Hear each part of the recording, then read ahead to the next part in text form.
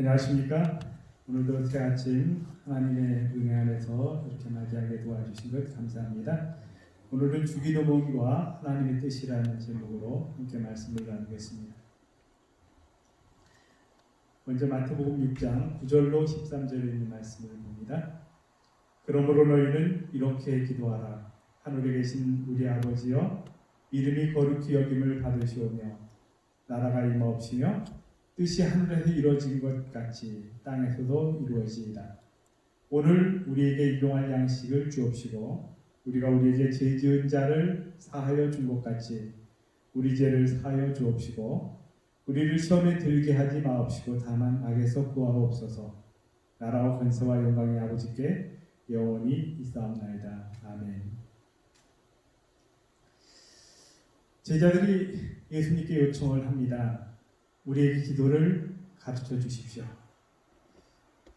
그때 예수님이 주기도문을 알려주셨습니다. 이 주기도문 가운데는 여러 가지 의미가 있는데요. 진정한 필요가 무엇인지를 깨달으라는 말씀이기도 하고요. 그런데 이 기도문은 전혀 새로운 형태의 기도를 가르치시고자 하시는 것이 아니었습니다. 우리가 깨달아야 할 아주 깊은 의미를 담고 있는 것이 주기도문인데요. 그런데 이 주기도문을 주님께서는 꼭 그대로, 문자 그대로 그런 기도만 드려라, 그런 의미만은 아닙니다. 이 기도문을 통해서 담고 있는 의미들이 기도에 포함되어지는 것이 또 바른 기도의 내용이라고 생각할 수 있는데, 똑같은 내용으로만 기도하는, 똑같은 어떤 단어로만 기도하라고 하는 것은 분명히 아니라고 하는 사실을 우리가 다시 한번 기억하게 됩니다.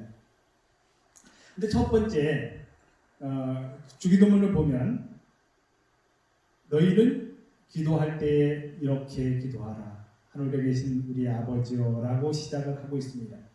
오늘은 이 아버지여라고 하는 단어에서 의미하고 있는 것 몇 가지를 좀 살펴보고자 합니다. 전무근 장로님이 제게 아들 했으면 좋겠다 이렇게 말씀을 하셨습니다. 그래서 아버지가 됐습니다. 그러면 아버지면 아버지의 책임이 있어요, 그죠? 이제 상속도 해줘야 되고 그런 것들 책임이 있어요. 제가 이제 아들이면 이 아들에 대한 책임이 있습니다. 그래서 뭐 상속을 기대하지 말아야 할 책임도 있고요. 아무튼 그런데 이런 책임들이 다 있어요. 뭐 각자에게 책임과 이런 것들이 있는데 또 다시 다른 의미로 보면 특권도 있다는 것입니다. 특권. 책임이 있는 반면에 특권이 있어요. 그런데 그 특권을 우리 하나님께서는 우리에게 우리 아버지라고 부르라고 하시는 것입니다. 우리 아버지. 우리 아버지라는 단어를 이렇게 생각해 보면 어떤 느낌이 드시나요? 예를 들어서 자녀들이 있어요. 그런데 그 자녀들이 나가서 아빠를 부끄러워하는 자녀들도 있고요. 아빠가 나타나면 우리 아빠야! 라고 하는 자녀들도 있어요. 그것은 아빠의 행동에 따라서 다른 결과들이 이르러 올 수도 있고요. 아니면 아빠의 어떤 직업에 따라서도 그런 느낌을 자녀들이 받을 수도 있습니다. 예를 들면 아빠가 좋은 자가용을 타고 다니면 우리 아빠야 라고 하는데 아빠가 뭐 다른 일들을 하찮은 것처럼 보이는 일을 하면 아빠라고 안 하는 아이들도 있어요. 그죠? 근데 그것은 이제 성장에서는 그런 것들을 다 없어지는데 어린 나이에는 그런 것이 막 부끄러워지고 그런 모습들이 있다는 것입니다. 그런데 이렇게 아버지의 이름을 부르는 우리는 특권과 책임이 따르는데 여기 산상본 103쪽에 보면 구주께서는 우리를 하나님의 가족으로 영접하고 싶은 마음이 너무나 강하고 간절하셔서 우리가 하나님께 나아갈 때 사용해야 하는 첫 번째 말로 거룩한 관계를 보증하는 우리 아버지라는 말을 사용하게 하신다 이렇게 말씀해 주셔요. 그러니까 우리를 우리 아버지라고, 하나님을 우리 아버지라고 부를 수 있게 해주신 것은 너무나 우리를 사랑해 주셔서, 그죠? 사랑하셔서 그분을 우리를 영접하고자 하는, 우리가 함께 하고자 하는 그 마음이 너무 강하셔서, 간절하셔서 우리로 하여금 우리 아버지라는 말을 사용하게 해주신 것입니다. 참 감사한 일이에요. 우리는 하찮은 사람이고 범접할 수 없는 그런 사람, 하나님께로 범접할 수 없는 그런 나약한 인간인데도 우리를 향해서 아버지라고 부를 수 있는 그런 특권과 은혜를 주셨다는 것입니다.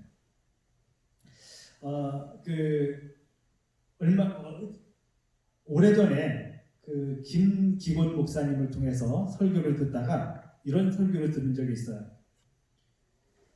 자기 아들 둘이 있는데 자기가 총장을 하는데요. 삼육대학 총장인데 자기 사무실에 들어올 때 직원들은 항상 노크를 하고 그 다음에 조심스럽게 문을 열고 하는데 무조건 문을 열고 들어오는 두 남자가 있다는 것입니다. 누구냐면 아들들이에요. 아들이기 때문에 총장실에도 뭐해요? 그냥 아빠 부르면서 들어가거나, 아마 아빠가 없으면 떡하니 아빠 의자에 앉아서 있답니다. 그것이 이제 그 아빠와 아들과의 관계 속에서 일어날 수 있는 일이에요. 아무나 할 수 없는 일이 그 순간에는 경험되어질 수 있는데, 그러한 관계를 하나님께서 우리에게 허락해 주셨습니다. 그래서 우리가 하나님을 부를 때 지존하시고 거룩하시고 뭐 이렇게 부르는 것보다 우리 하늘에 계신 우리 아버지여라고 부를 수 있도록 그렇게. 그러나 이 의미에는 하나님을 막 이렇게 함부로 대하라 그런 의미만은 절대 아니라고 하는 것 기억하시면서 이 말씀의 의미를 함께 생각해 보면 좋겠습니다. 증언부감 2권 336쪽에 우리는 그분을 우리 아버지라고 애정이 넘치는 이름으로 부를 수 있다. 그 이름은 그분에 대한 우리의 애정의 표이며 그분의 부드러운 관심과 우리와의 관계를 보증해 주는 것이다. 인간의 마음의 통로를 통하여 한 세대에서 다음 세대로 내려온 모든 형태의 부성애, 사람들의 심령에서 열린 모든 종류의 사랑의 샘들은 무한하고 끝없는 하나님의 사랑과 비교할 때 무변의 대양에 대한 작은 실개천에 불과하다. 심해에 불과하다. 그 사랑은 혀로서 나타낼 수 없고 붓으로 묘사할 수 없다. 제가 설교할 때 가끔 말씀을 드리는데요. 우리 아버지는 정말 유명하거나 또는 다른 사람들보다 뛰어난 무엇인가를 가지신 것은 없었습니다. 그런데 저는 우리 아버지를 가장 존경합니다. 왜냐하면 아버지는 말씀대로 사시려고 하는 모습이 있었기 때문입니다. 때로는 말씀대로 사시려고 하지만 화도 내시고 그죠? 아빠의 모습이 그렇죠? 그 다음에 좀 다른 사람들이 실망을 느낄 수 있는 그런 행동을 하시기도 했지만, 그러나 기본적으로 늘 깔려있는 것이 신앙에 대한 관심이었고 또 그것을 우리에게 보여주셨어요. 그래서 저는 아버지를 존경합니다. 아버지의 모습을 생각해보면 지금도 이렇게 눈물이 나려고 하는 때가 많이 있습니다. 그것처럼 우리 하나님과 우리와의 관계에서 아버지의 역할은 굉장히 중요한데, 그 관계에서 하나님을 우리 아버지라고 부를 수 있는 특권을 주셨다고 하는 것은 대단한 은혜라고 하는 사실을 우리가 느끼게 됩니다.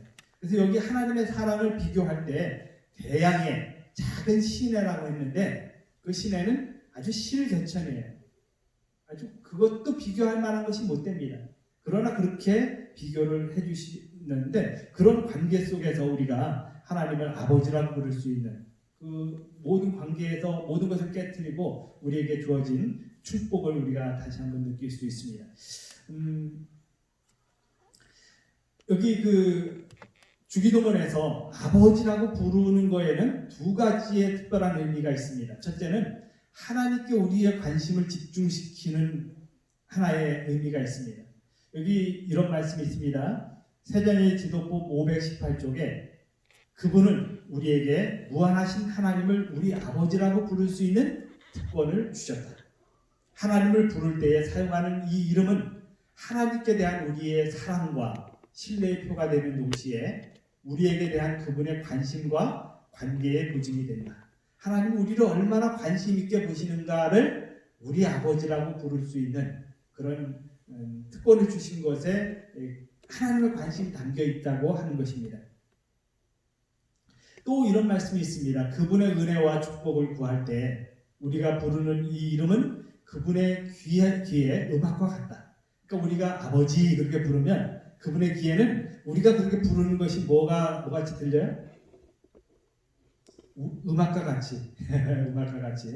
그래서 우리가 하나님을 이 이름으로 부르는 것이 외람되다고 생각하지 않도록 하기 위해서 그분은 이것을 거듭거듭 반복해 주셨다는 것입니다. 그러면서 그분을 우리가 이 호칭, 명칭과 친밀해지기를 원하신다. 그러니까 우리가 자주 아버지 부르는 것은 하나님이 기뻐하시는 일이고 하나님이 즐겨 사용하라고 해주신 특권이라고 하는 것입니다. 그래서 우리가 이 아버지라고 부르는 것을 그렇게 쑥스러워할 필요도 없고요. 그리고 멋쩍어 할 필요도 없고 당연히 부르는 그런 호칭이 되어야 한다고 하는 것을 우리가 느끼게 됩니다. 제가 전무소장님께 아빠 이렇게 하면 어색하지 않아요, 그죠?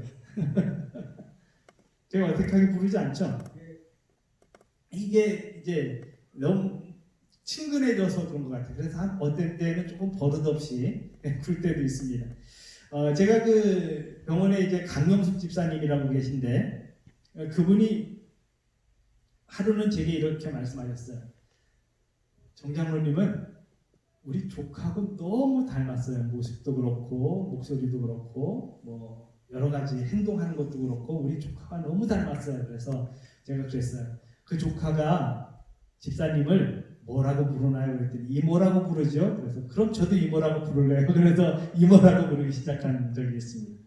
사람과의 관계 속에는 그런 것들이 막 있어요. 그래서 하나씩 연결되어지는 순간들이 있는데 우리가 그런 어떤 의미들이 함께 다가오면서 이렇게 행복을 느낄 때가 있습니다. 우리 김근용 선생님도 처음에 이렇게 오셨을 때 제가 살고 있었던 마을에서 오셨고 제 딸이 태어난 고향에서 오셔서 그것이 고향이라서 제가 형님이라고 불렀는데 얼마 전에 이런 얘기를 해주셨어요. 너 정말 내 동생이다 이렇게 말씀하셨어요. 이제 그 마음 변함이 없죠. 아멘. 그래서 이 어떤 관계가 형성되는 것들은 우리가 살아가면서 하나씩 어떤 관계가 형성되는데 우리가 신앙생활을 시작하면서 하나님께서 우리에게 뭐라고 부르라고요? 우리 아버지라고 부르라고 그렇게 우리에게 호칭을 정리해 주셨다고 하는 것입니다. 그런데 이 명칭은 친밀하기를 원하시는 하나님의 마음이라는 것입니다. 그래서 여러분들이 그분을 아버지라고 부르는 것을 당연하고 또 특권으로 생각하면서 부르는 것은 너무나 감사한 일이라고 생각을 합니다. 여기 세전리드보 518쪽에 계속해서 이렇게 말씀해 주십니다. 하늘에 계신 우리 아버지께 우리의 마음을 여는 것, 하나님께 대한 우리의 전적인 의존에 대한 인정, 우리의 필요를 표현하는 것, 고마운 사랑에 대한 경의, 이것이 곧 참된 기도이다. 이렇게 정리해 주십니다. 우리가 기도를 드리는데 그 기도가 아버지 이렇게 부르는 순간부터 우리는 하나님의 마음을 함께 나누는 특권과 은혜를 가지게 되고요. 이 아버지라고 하는 이름 속에는 두 가지 아주 귀중한 의미가 있습니다. 첫째는 하나님께 관심을 집중시킬 수 있는 하나의 기회고요. 또 하나는 우리가 아버지라고 부르면 우리 주변에 있는 모든 사람들은 다 형제예요. 그죠? 근데 그 형제 사이의 관계에 대한 분명한 의미도 담겨 있다는 것입니다. 그것은 조금 이따가 다시 한번 좀 생각을 해볼 거고요. 실물교훈 411쪽 2쪽에 그리스도께서 우리에 대한 하나님에 대한 우리의 확신을 강하게 하시기 위하여 우리에게 하나님을 새 이름, 곧 사람의 마음에 가장 친근성을 연상시켜주는 이름으로 부르도록 가르쳐 주셨다. 그러니까 우리의 관계가 좀 더 밀접하게 되도록 하기 위해서, 그죠? 그래서 부담이 없는, 사람 사이에도 부담이 없는 가장 밀접한 어떤 친근성을 연상시켜주는 그런 이름으로 부르도록 가르쳐 주셨다는 것입니다. 계속해서 보면 하나님께서는 우리를 당신의 자녀로 여기신다. 그는 우리를 가장 혼잡한 세상에서 구속하시고 우리를 택하사 하늘 왕의 가족, 곧 하늘 임금의 아들과 딸이 되게 하셨다. 그분은 어린아이가 자기 아버지를 의지하는 것처럼 더 깊고 강한 신령으로 우리가 그분을 의지하기를 바라신다. 아멘. 아들과 딸이 되게 하셨다는 것입니다. 하늘 임금에. 그래서 우리로 하여금 어린 아이가 아버지를 의지하는 것보다도 더 깊고 강한 신령으로 우리가 그분을 의지하기를 바라시는 것이 아버지라고 부르게 하신 하나님의 뜻이라고 하는 것을 오늘 우리가 다시 한번 기억하면 좋겠습니다.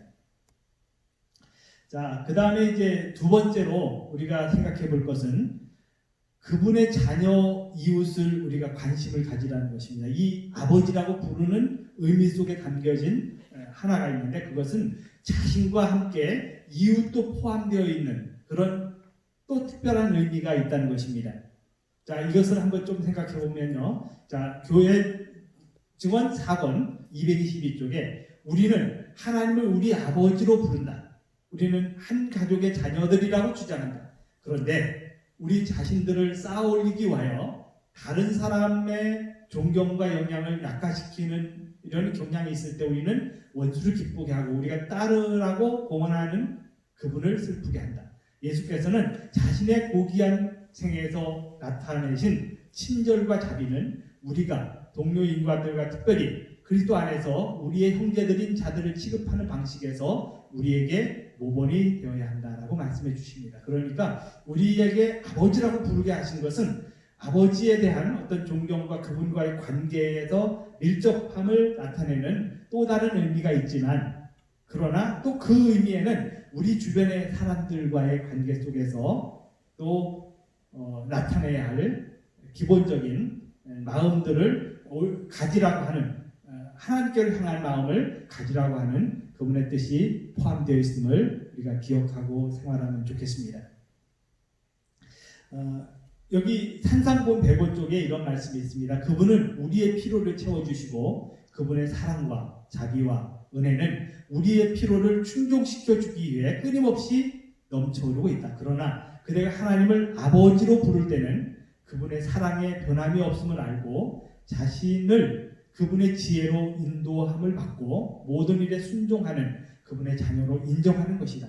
그대는 그대의 생애를 위한 그분의 계획을 받아들이게 될 것이다. 하나님의 자녀로서 그분의 영광과 그분의 품성과 그분의 가족과 그분의 사업을 최고의 관심의 대상으로 삼게 될 것이다. 그대가 가지게 된 우리 아버지와 그 가족의 모든 구성원과의 관계를 기쁜 마음으로 인정하며 귀히 여기게 될 것이다. 그리고 우리가 아버지라고 부르는 데는 우리의 필요를 충족시켜 주시는 그분께로 연결되어지는 아름다운 관계와 함께 오늘 나는 하나님의 그분의 자녀로 인정되어지는 축복을 받았고요. 그리고 나서 우리는 그분과의 관계 속에 하나가 된 여러 가족과의 관계를 함께 기뻐하면서 그렇게 한 구성원으로서 주님 안에서 살아가는 행복을 느끼는 것도 포함되어 있다고 하는 것 다시 한번 기억하면 좋겠습니다. 여기 또 이런 말씀이 있습니다. 하나님의 영광과 한 가족이 된 우리의 복리를 위한 것이라면 비록 미천한 일일지라도 모두 즐거이 하게 될 것이다. 그러니까 일의 귀천 여부를 떠나서 그것이 하나님과 연결된 일이면 하나님과 관련된 일이면 그리고 아버지와 관련된 일이면 가족과 관련된 일이면 우리는 그 일을 기쁘게 합니다. 제가 신앙자 오리엔테이션 할 때 이런 얘기를 했습니다. 사람이 어떤 중요한 일이라고 생각하면 자기 목숨을 버립니다. 어떤 중요한 일이라고 생각하면 자기 목숨을 마다하지 않는 경우들이 있습니다. 그 대표적인 것들이 자녀를 위한 부모의 마음이기도 합니다. 그런데 정말 중요한 것은 그런 것들을 떠나서 어떤 생명의 위협을 느끼면 다 그 생명을 회복하려고 하는 열성이 있다고 하는 것입니다. 그래서 하나님 가족과의 관계에서는 어떤 때는 생명을 버리면서도 그 가족을 지키려고 하는 그런 마음들이 깔려 있어요. 그 하나님께서 우리에게 주신 기본적인 마음이라고 생각을 합니다. 오늘 우리가 하나님의 가족의 일원으로서 어떤 일들을 할 때 빈부귀촌을 떠나서 하나님께서 은혜 주시고 축복 주시는 그런 관계 속에 우리가 들어갈 수 있는 것은 참된 행복이라고 생각을 합니다. 각시대대경도 652쪽에 영혼의 가치가 참으로 크기 때문에 아버지 하나님께서는 지불된 대가를 만족히 여기신다. 그리고 그리스도도 자신도 당신의 위대한 희생의 결과를 보시고 만족히 여기신다. 우리 영혼의 가치가 크기 때문에, 내 영혼의 가치가 크기 때문에 하나님께서는 오늘 나를 보시면서 또는 우리 김근용 선생님을 보시면서 뭐라고 하시냐면 대단히 만족해 하신다는 것입니다. 그리고 예수님께서도 내가 저 영혼을 위해서 희생했지 정말 잘한 일이야 라고 하실 수 있는 거죠. 만족히 여기신다는 거예요. 근데 오늘 우리는 그렇게 귀중한 가치가 있는 사람이라고 하는 사실을 잊지 말아야 합니다.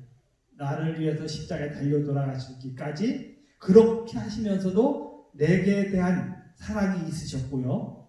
그래서 나를 위해서 그렇게 돌아가신 것이 정말 난 저 사람을 위해서 이렇게 죽은 게 아까워 라고 하시는 것이 아니라 가치 있게 여기신다는 거죠. 대단히 소중한 일이라고 생각을 합니다. 이제 말씀을 정리하면서요. 우리의 생활 속에서 우리가 어떤 상황이 되든지 우리를 향한 하나님의 사랑에 대한 확신을 잊어서는 안 되고요.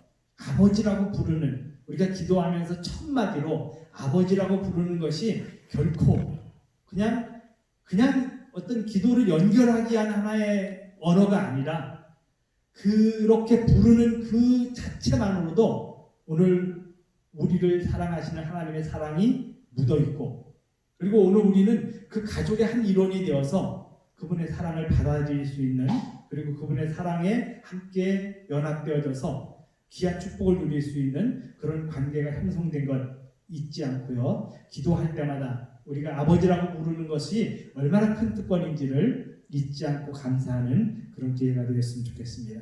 다음에 우리가 함께 말씀을 나눌 때 이 주기도문에 관련된 또 다른 의미들을 조금 다른 방법으로 함께 생각해 보도록 하겠습니다. 우리 함께 기도드리겠습니다.